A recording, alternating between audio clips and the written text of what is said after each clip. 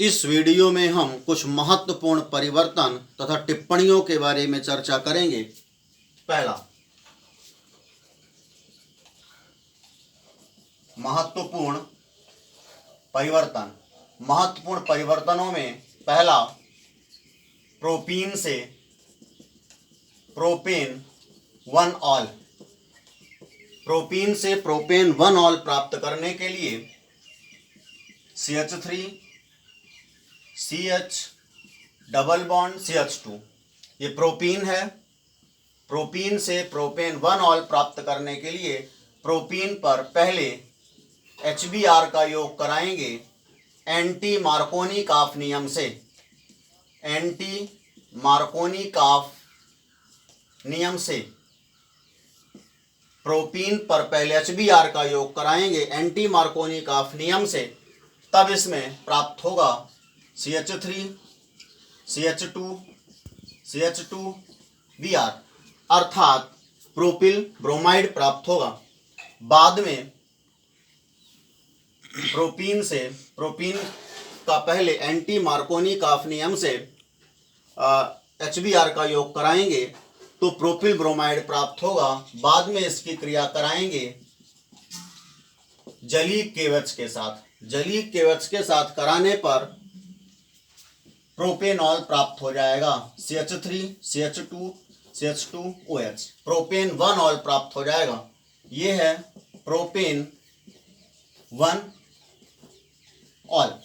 तो प्रोपीन से प्रोपेन 1-ऑल प्राप्त करने के लिए पहले प्रोपीन पर HBr का योग कराएंगे एंटी मार्कोनी-काफ नियम से, फिर जलीय केवच की क्रिया कराएंगे तो प्रोपेन 1-ऑल प्राप्त हो जाएगा। दूसरा, प्रोपीन से 1-नाइट्रोप्रोपेन। प्रोपीन से 1-नाइट्रोप्रोपेन प्राप्त करने के लिए भी पहले प्रोपीन पर HBr का योग कराएंगे एंटी मार्कोनी-काफ नियम से। एंटी मार्कोनी-काफ नियम से योग कराएंगे। योग कराने पर इसमें भी पहले प्रोपिल ब्रोमाइड प्राप्त होगा या 1-ब्रोमोप्रोपेन प्राप्त होगा। CH3 CH2 CH2Br 1-ब्रोमोप्रोपेन प्राप्त होगा। बाद में इसकी क्रिया कराएंगे सिल्वर नाइट्राइड के साथ AgNO2 के साथ क्रिया कराने पर CH3 CH2 CH2NO2 minus KBr 1-नाइट्रोप्रोपेन प्राप्त हो जाता है। 1-नाइट्रोप्रोपेन प्राप्त हो जाता है। इसी प्रकार से तीसरा है एथेनॉल। एथेनॉल से ब्यूट 1-आइन। एथेनॉल से ब्यूट 1-आइन प्राप्त करने के लिए एथेनॉल CH3 CH2OH पर क्रिया कराएंगे सल्फ्यूरिल क्लोराइड की SOCl2 की क्रिया से इसमें प्राप्त होगा CH3 CH2Cl, एथिल क्लोराइड प्राप्त होगा। SO2 और HCl बाहर निकल जाएंगे। फिर इसकी क्रिया एथिल क्लोराइड एथेनॉल से ब्यूट 1-आइन प्राप्त करना है। इसकी क्रिया फिर कराएंगे सोडियम एसिटालाइड के साथ NaC≡CH के साथ। जब इसकी क्रिया कराएंगे सोडियम एसिटालाइड से जब कराएंगे इसके साथ, तब इसमें NaCl बाहर हो जाएगा, माइनस NaCl बाहर हो जाएगा और CH3 CH2 bond C triple bond CH, ये ब्यूट 1-आइन प्राप्त हो जाएगा। ब्यूट 1-आइन प्राप्त हो जाएगा। इसी प्रकार से चौथा है बेंजीन से डाइफेनिल। बेंजीन से डाइफेनिल प्राप्त करने के लिए बेंजीन पर पहले ब्रोमीन की क्रिया कराएंगे फेरिक ब्रोमाइड की उपस्थिति में। FeBr3 की प्रेजेंस में बेंजीन पर ब्रोमीन की क्रिया कराएंगे तो ब्रोमोबेंजीन प्राप्त होगा। ब्रोमोबेंजीन प्राप्त होगा। बाद में इसकी क्रिया कराएंगे सोडियम के साथ शुष्क ईथर की उपस्थिति में, या फिटिंग अभिक्रिया कराएंगे, तब यहाँ पर अपने को डाईफेनल मिल जाएगा। इसमें 2 ब्रोमोबेंजीन अणु रहेंगे और इससे NaBr बाहर हो जाएगा और ये डाईफेनल प्राप्त हो जाएगा। ये डाईफेनल प्राप्त हो जाएगा। ये है डाईफेनल। तो इस प्रकार से ये महत्वपूर्ण परिवर्तनों का ध्यान रखेंगे। इसके बाद अब हम कुछ महत्वपूर्ण टिप्पणियों के बारे में चर्चा करेंगे। महत्वपूर्ण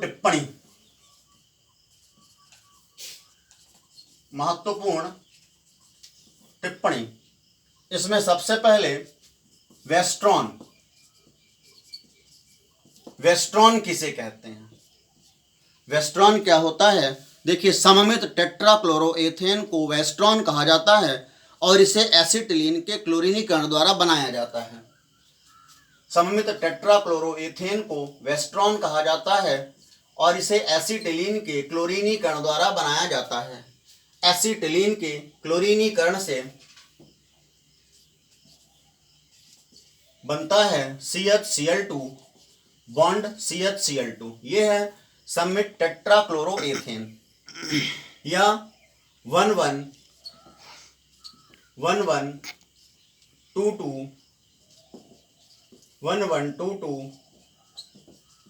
टेट्राक्लोरोएथेन।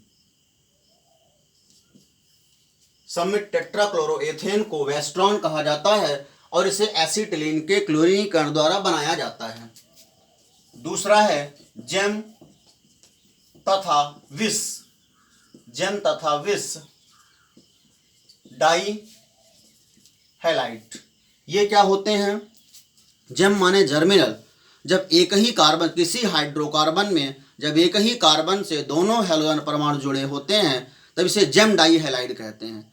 और जब अलग अलग कार्बनों से हैलोजन परमाणु जुड़े होते हैं तब इसे विस डाई हैलाइड कहते हैं। जैसे CH3 CHCl2, यदि हम इसकी बात करें तो इसमें दोनों क्लोरीन परमाणु इसी कार्बन से जुड़े हुए हैं, अतः यह जेम डाई हैलाइड है। इसे पढ़ते हैं जेम एथिलीन डाई क्लोराइड। इसी प्रकार से अब ये क्लोरीन इस कार्बन से भी जुड़ जाएगा, अर्थात CH2Cl बॉन्ड CH2Cl, तब इसे विस डाई हैलाइड पढ़ते हैं। और ये है विस एथिलीन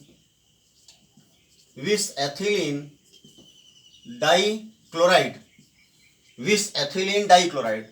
ये हो गया वेस्ट्रॉन और जेम तथा विस डाई हैलाइड। इसके बाद तीसरी टिप्पणी देखते हैं, समतल ध्रुवित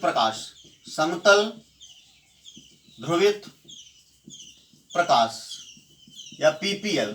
ये क्या होता है? Plane polarised light. देखिए, जब सामान्य प्रकाश को निकोल प्रिज्म में से गुजारा जाता है तब निर्गत प्रकाश के सभी कंपन एक ही तल में होते हैं और ऐसा प्रकाश समतल ध्रुवित प्रकाश कहलाता है। जब किसी भी कार्बनिक यौगिक को ऐसे प्रकाश के मार्ग में रखा जाता है तब यह प्रकाश के तल को दाईं ओर या बाईं ओर घुमा देता है। जब यह प्रकाश के तल को दाईं ओर घुमाता है तब इसे D या प्लस रूप कहते हैं, और जब यह प्रकाश के तल को बाईं ओर घुमाता है तब इसे L या माइनस रूप कहते हैं। समतल ध्रुवित प्रकाश के बाद चौथा है असममित कार्बन व किरलता। ये क्या होता है? असममित कार्बन क्या होता है? जब किसी भी हाइड्रोकार्बन में कार्बन परमाणु से जुड़े हुए चारों समूह भिन्न भिन्न होते हैं तब इसे असममित कार्बन कहते हैं, और अणु जो है असममित अणु कहलाता है। और ऐसा अणु जो है प्रकाशिक रूप से सक्रिय होता है तथा सभी अणु जो है दर्पण प्रतिबिंब होते हैं, और जब कोई भी वस्तु या अणु अपने दर्पण प्रतिबिंब पर अध्यारोपित नहीं होता तब उसका यह गुण किरलता कहलाता है और अणु किरल अणु कहलाता है। किरलता को एक बार फिर से समझेंगे। जब कोई वस्तु या अणु अपने दर्पण प्रतिबिंब पर अध्यारोपित नहीं होता तब ऐसा अणु किरल अणु कहलाता है और यह गुण किरलता कहलाता है। पांचवा रेशमिक रेशमिक मिश्रण, जब मिश्रण में दोनों रूप समान अनुपात में होते हैं, या ऐसा कहें जब मिश्रण में दोनों प्रतिबिंब रूप समान अनुपात में होते हैं, तब इसे रेशमिक मिश्रण कहते हैं। और इसे